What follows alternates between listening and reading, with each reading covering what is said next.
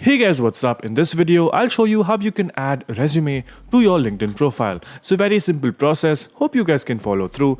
And now that I said that, let me show you how it's done. So first up, you can go ahead and click on jobs. Once you're in here, on the left side, you can see an option which says application settings. Click on that. And once you're here, you can see an option which says upload resume. Just click on upload resume and select the resume that you want to upload.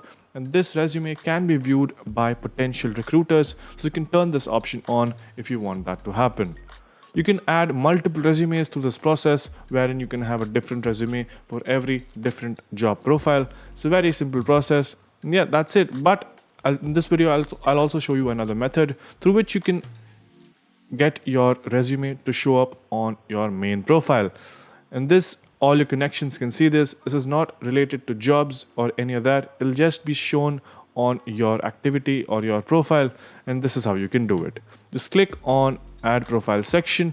Once you're here, click on recommended. And over here, you can see an option which says add featured. Just click on that. And once you're here, you can see I don't have any featured posts as of yet. But once you click on the add button, click on add media.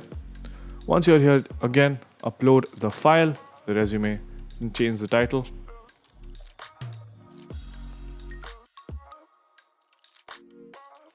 So as you can see, the uploading process is done now, and you can see the snippet of my resume here.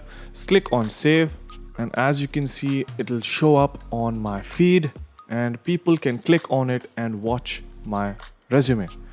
It's a very simple and easy process. As you can see, it is right here. You can even rename it or delete it if you want. But yeah, that's pretty much how you can add resumes. I showed you two different methods.